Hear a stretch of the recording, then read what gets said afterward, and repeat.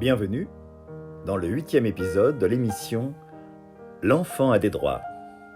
Un rendez-vous proposé par Radio Tiroir, la radio du Théâtre du Tiroir, réalisé en partenariat avec l'autre radio. Tout d'abord, bonne année. Bonne année à tous les auditeurs et auditrices de l'autre radio et de Radio Tiroir, petits et grands.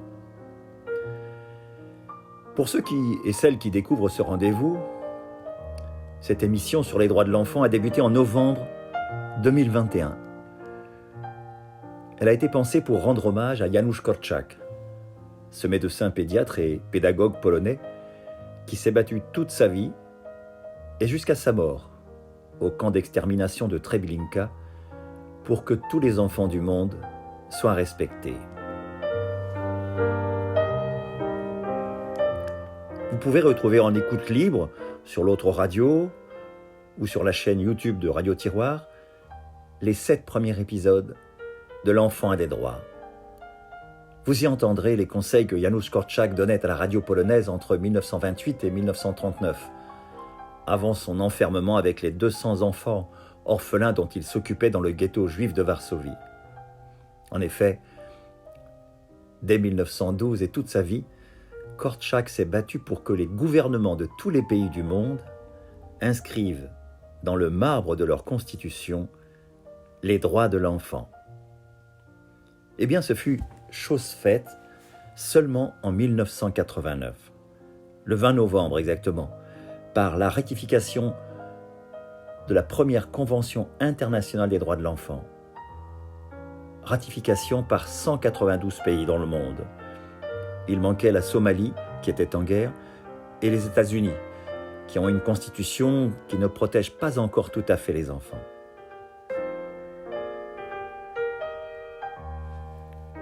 En 2022, à travers cette émission, L'enfant a des droits, nous vous proposons de poursuivre le projet de Janusz Korczak.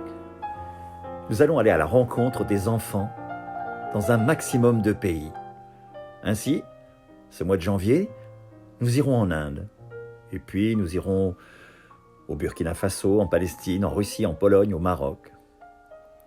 Nous vous proposons d'aller y interroger les enfants et d'apprendre comment sont appliqués les 41 droits de la Convention internationale et vérifier si ces droits sont bien respectés. Nous essaierons à chacune des émissions de faire connaissance avec les grands pédagogues de ces pays. Des pédagogues qui ont œuvré, comme Korczak en Pologne, pour que soient respectés les droits de l'enfant. Donc, ce mois de janvier, nous voyageons en Inde. Nous serons guidés par l'organisation non gouvernementale Réseau international pour le développement et la paix, INDP. Et nous serons dans l'état du Tamil Nadu, au sud-est de l'Inde. Nous ferons connaissance avec 2 grands pédagogues indiens du XXe siècle, Rabindranath Tagore et Krishnamurti, qui ont ouvert, chacun à leur manière, des écoles originales en Inde. Mais tout d'abord, un peu d'histoire. Regardons dans le rétroviseur des siècles passés comment s'est imposée cette idée bizarre que l'enfant a des droits. Eh oui, le mot enfant nous vient du latin infans, qui signifie celui qui ne parle pas. On voit déjà fidèlement se refléter dans cette origine du mot une conception bien particulière de l'enfant. Une conception qui pourrait dire « Tu n'es qu'un enfant, alors sois sage et tais-toi ». Pour comprendre l'histoire des droits de l'enfant, il faut remonter à l'époque où les hommes et les femmes n'étaient encore que des chasseurs-cueilleurs. En cette époque lointaine, selon les historiens, et au risque de choquer beaucoup de monde, les parents, les adultes, avaient droit de vie et de mort sur les enfants. On parle même de cannibalisme. Terrible, non ? Eh oui. Dans l'Antiquité, et bien avant, on pouvait manger des enfants. Arrive la période où les hommes deviennent cultivateurs ou éleveurs. Alors on commence à comprendre que l'enfant peut rendre service. Alors on le met à garder les troupeaux, à surveiller les plantations. Les pères gaulois, nos ancêtres, eux, avaient encore droit de vie et de mort sur les enfants. Dans d'autres régions du monde, comme en Inde, dans l'Inde ancienne, au contraire, on choyait les enfants. Oui, ils étaient choyés par leurs parents et ne subissaient aucune contrainte.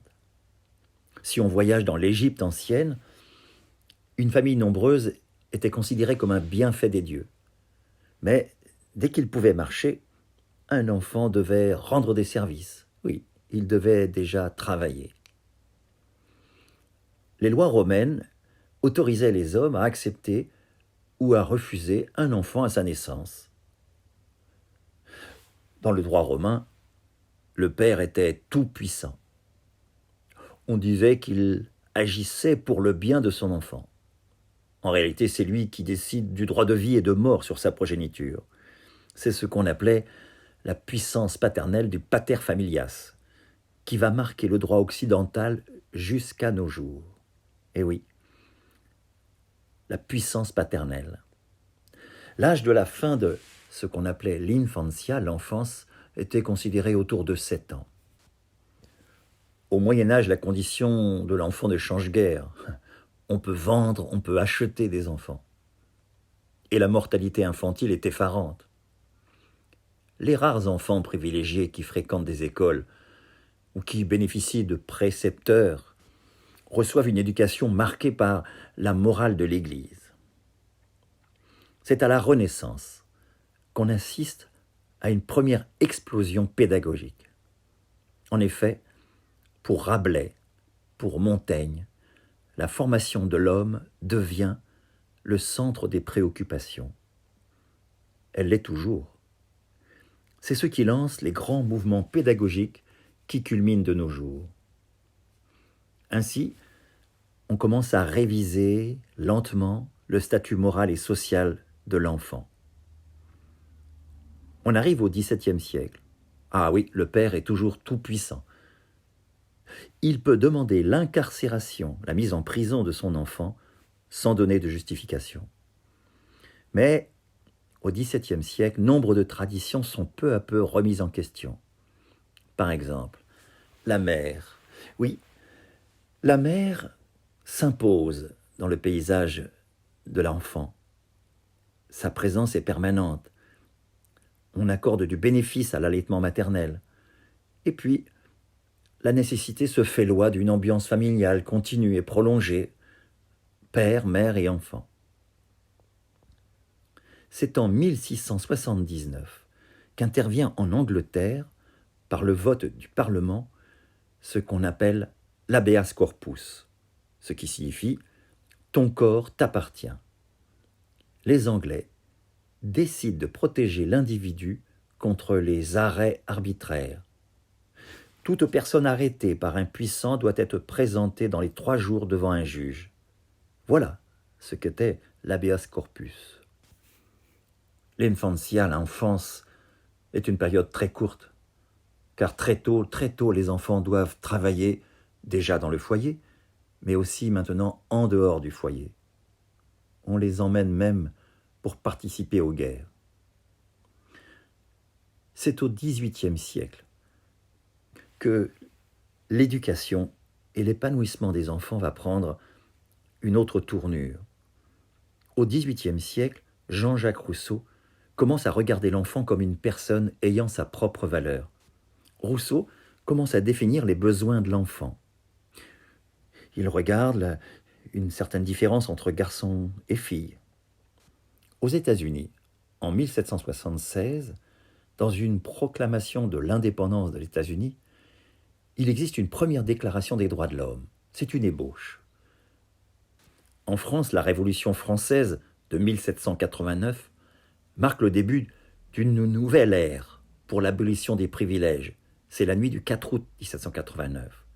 Et puis vient l'adoption, le 26 août, de la Déclaration des droits de l'homme et du citoyen.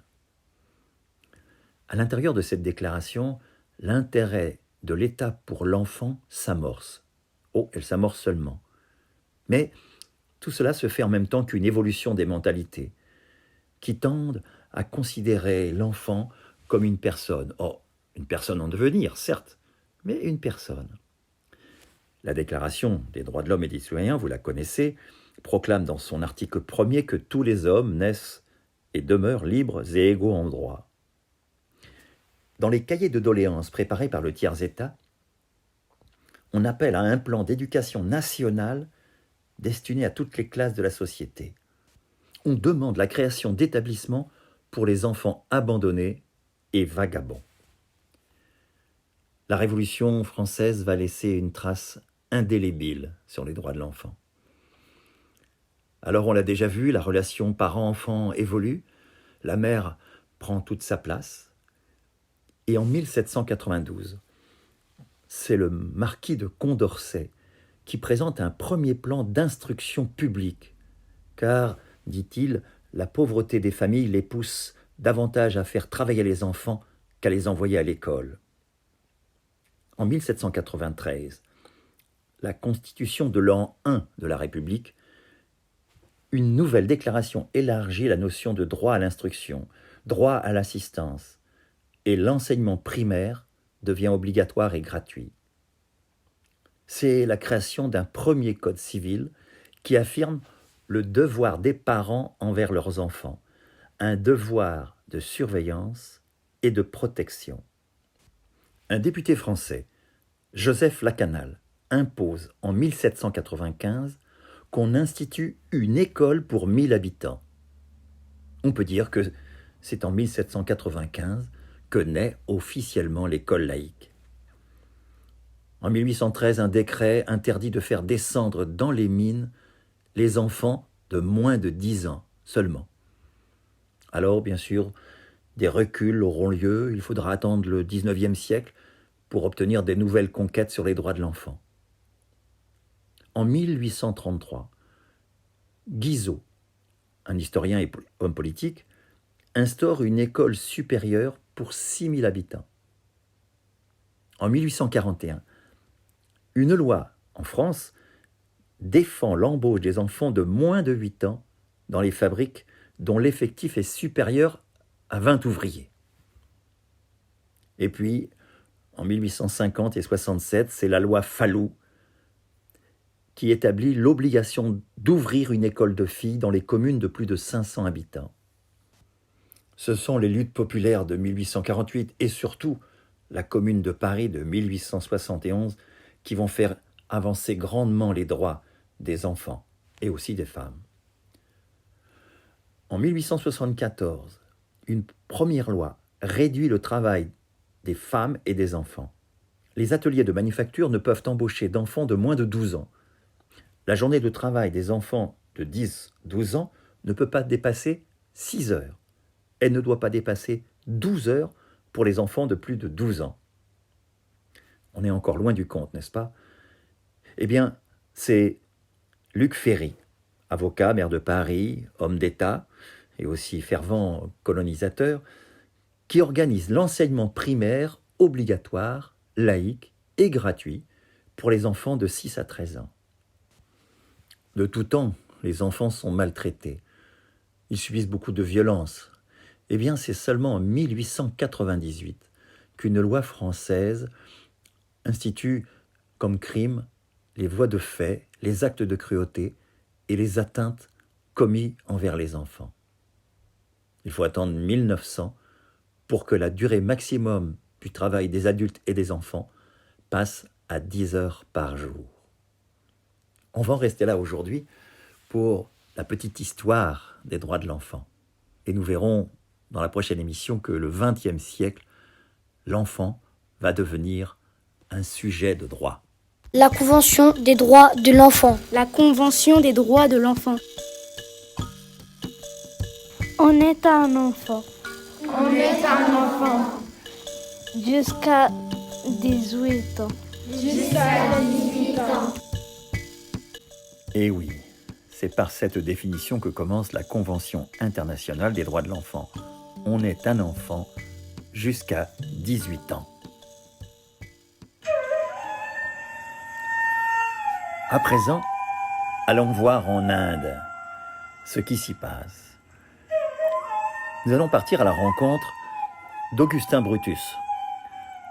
Augustin Brutus est un sociologue et un pédagogue qui œuvre dans le Tamil Nadu.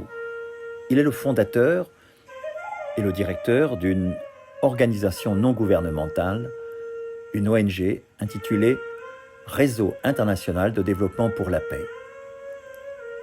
Je lui ai posé quelques questions sur la situation des droits de l'enfant en Inde. Bonjour Augustin et bonne année. Bonne année, cher Jean-Luc. Je te parle de l'Inde, de Pondichéry. Merci de me permettre de partager mon point de vue avec toi et tes auditeurs. Augustin, tu es sociologue et tu es issu des deux cultures, française et indienne. En étant sur deux cultures, la culture indienne et la culture française, j'ai appris à m'ouvrir sur de nouvelles idées, sur d'autres pratiques, à recevoir et à contribuer, à rapprocher dans des activités des citoyens des deux pays. Dès le départ, j'ai choisi d'être et de travailler avec les enfants et les jeunes parce qu'ils peuvent être curieux, ouverts et donc chercher à construire un futur plus juste pour tous. Peux-tu nous parler du premier droit d'un enfant, celui de manger à sa faim?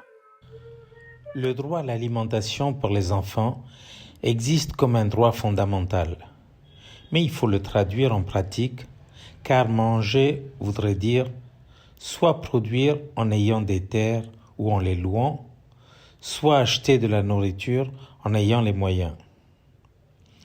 Avoir de l'argent dans les deux cas suppose avoir un emploi et un juste salaire. Faute de quoi, on est réduit à se nourrir mal et peu. C'est le cas de la plupart des enfants et des femmes des classes pauvres dans les campagnes. Ils souffrent de malnutrition sans mourir de faim. Ma deuxième question porte sur l'éducation. Vous avez hérité en Inde de la colonisation anglaise et à Pondichéry particulièrement de la colonisation française. Peux-tu nous dire s'il y a égalité des chances devant l'éducation? Est-ce que les enfants en Inde bénéficient d'une éducation gratuite? L'éducation est un droit de base pour tous, inscrit dans la Constitution. L'école publique existe, elle est gratuite, et l'État se propose, en principe, d'appuyer les élèves des classes les plus pauvres avec des aides scolaires et alimentaires. Mais quand les écoles publiques sont éloignées, surchargées, délabrées, avec une pédagogie défaillante et des aides qui n'arrivent pas à temps, elles sont délaissées, même par les plus pauvres, qui se tournent vers les écoles privées et payantes. De plus, les autorités se saisissent de cette situation pour fermer les écoles publiques plutôt que de les redynamiser et les renforcer. Y a-t-il égalité entre les garçons et les filles à l'école et plus tard jusqu'à l'université? Dis-moi. Pour que l'égalité sur le plan de l'éducation existe, il faudrait apporter plus d'écoute et d'attention et d'aide matérielle aux élèves des classes pauvres. Ils n'ont pas les conditions pratiques chez eux pour développer leurs capacités en termes d'espace, d'appui des adultes qui travaillent ou qui ne sont pas au niveau. Ces mêmes élèves souffrent des problèmes sociaux et financiers de leur famille. Même si la situation des filles s'améliore, ce sont plus souvent les garçons qui ont la priorité pour continuer leurs études. Il reste donc encore beaucoup à faire pour qu'elles aient les mêmes opportunités et les mêmes appuis que les garçons. Depuis plus de 30 ans, tu œuvres au sein de ton organisation non gouvernementale pour l'éducation pour tous. Si tu voulais résumer ce combat, que dirais-tu? Rendre l'éducation accessible à tous revient à créer un cadre de vie meilleur pour tous, avec un emploi et des revenus réguliers, un logement décent, des infrastructures correctes, routes, électricité, écoles, bibliothèques, etc. L'éducation doit donner les moyens à tous pour développer sa curiosité en questionnant, analysant, critiquant et surtout pour construire son avenir et celui des autres. Ma dernière question porte sur le travail des enfants. Les lois interdisant le travail des enfants sont-elles récentes et sont-elles appliquées? On a cette image en Occident des enfants qui travaillent sur les tas d'ordures, dans les entreprises. Qu'en est-il? Peux-tu nous en parler? Le droit sur le travail des enfants s'est affaibli durant le Covid pour autoriser les enfants à travailler dès l'âge de 14 ans. Les enfants qui vivent le quotidien douloureux et difficile de leur famille peuvent décider eux-mêmes soit de travailler à côté de leurs études, soit d'arrêter leur éducation pour s'employer. Et ainsi, la famille réalise des économies et les enfants au travail apportent de moyens financiers supplémentaires. Quand ce n'est pas les enfants qui le font, ce sont les parents qui les poussent à s'employer à mi-temps ou à plein temps. Merci, cher Augustin, d'avoir pris ces instants pour nous répondre à propos de ces 3 droits fondamentaux, le droit à la nourriture, le droit à l'éducation et le refus du travail pour les enfants. Je te laisse retourner dans la campagne du Tamil Nadu pour t'occuper des femmes pauvres et des enfants comme tu le fais depuis 30 ans. Merci encore, à bientôt. Chers amis, chers auditeurs, nous allons consacrer la fin de cette émission à un grand homme de l'éducation en Inde, Rabindranath Tagore. J'ai le droit qu'on m'apprenne à respecter la nature. J'ai le droit qu'on m'apprenne à respecter la nature. J'ai le droit qu'on m'apprenne à respecter la nature. Une école sans mur. Tel pourrait être le slogan qu'on pourrait attribuer à Rabindranath Tagore. En effet, Rabindranath Tagore a défendu l'école en plein air. Cet écrivain, prix Nobel de littérature en 1913, est surtout connu pour sa poésie et sa philosophie. Né en 1861, c'était aussi un réformateur social. En Inde, il combat farouchement le système des castes. Il veut l'égalité d'accès de tous à l'éducation. Et c'est ainsi qu'il fonde en 1921 une université alternative ouverte, sans condition de statut ou de niveau. Dans son université ouverte, sans mur, toutes les cultures y ont leur place. L'enseignement y est dispensé de manière très ouverte, sans diplôme ni évaluation. Ce projet subvertit radicalement le fonctionnement de l'enseignement supérieur indien et promeut, sur le plan pédagogique, l'idée que l'accès au savoir doit être associé à l'accès à une paix intérieure. Apprendre, pour Tagore, c'est d'abord une expérience poétique. J'ai le droit de parler ma langue. J'ai le droit de parler ma langue. Même si elle est minoritaire. Même si elle est minoritaire. Rabindranath est issu d'une famille de la grande bourgeoisie indienne, mais une famille d'humeur réformatrice. Une fois débarrassé des contingences matérielles, Tagore s'était forcé sa vie durant de proposer une alternative au conservatisme. Au début du XXe siècle, cet intellectuel quadragénaire se met en tête de bâtir une école à Santiniketan, au nord de Calcutta, une école qui ne ressemblerait en rien à celle dans laquelle, dans la douleur et l'insatisfaction, il a vécu sa scolarité. Voici 3 citations qui illustrent sa critique radicale de l'enseignement. Il dit « Dans l'école traditionnelle, les maîtres ne se souciaient pas de faire du travail une source de joie. Une source de joie, voilà son but en tant que pédagogue.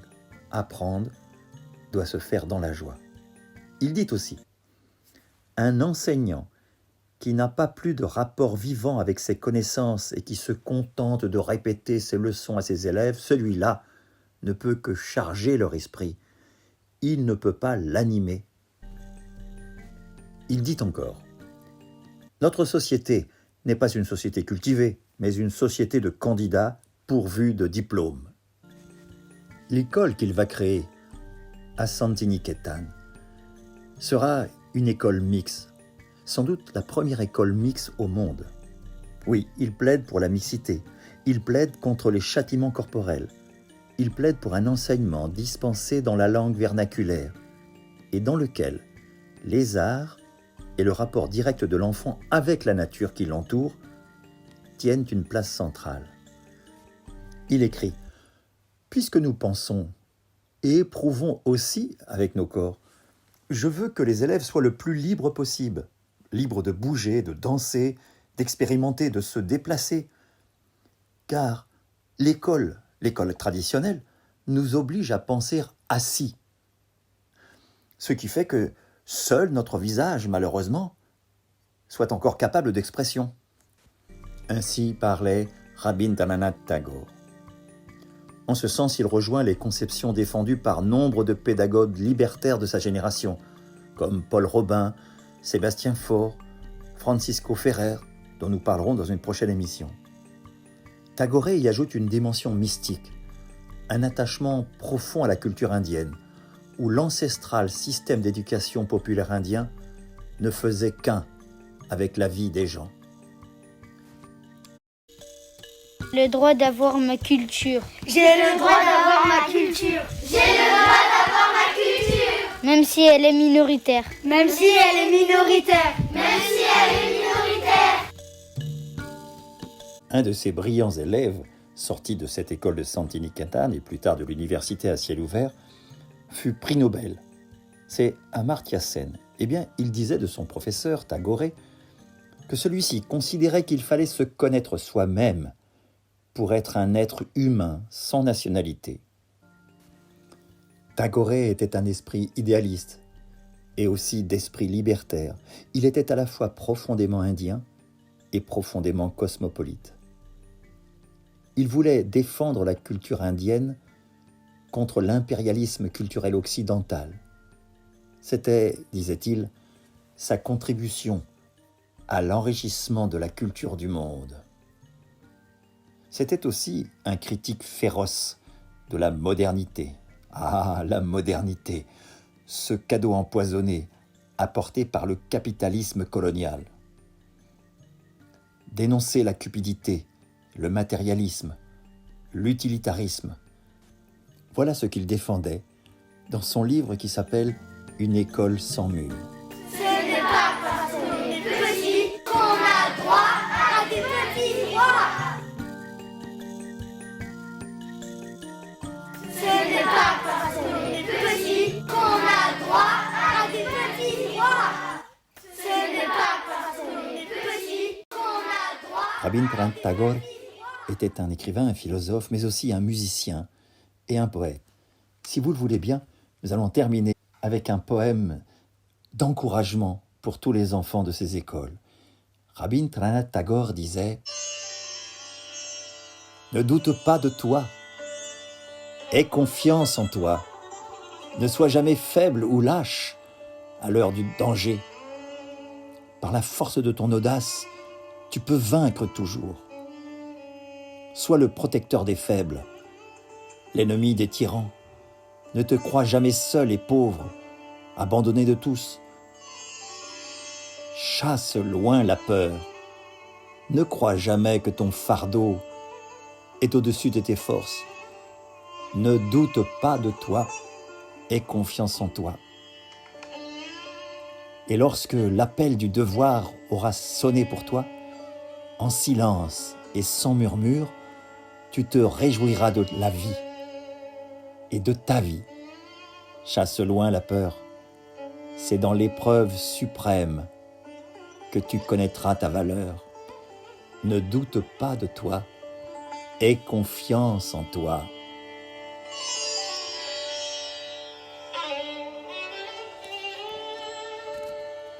Ainsi prend fin la 8e émission de l'Enfant a des droits.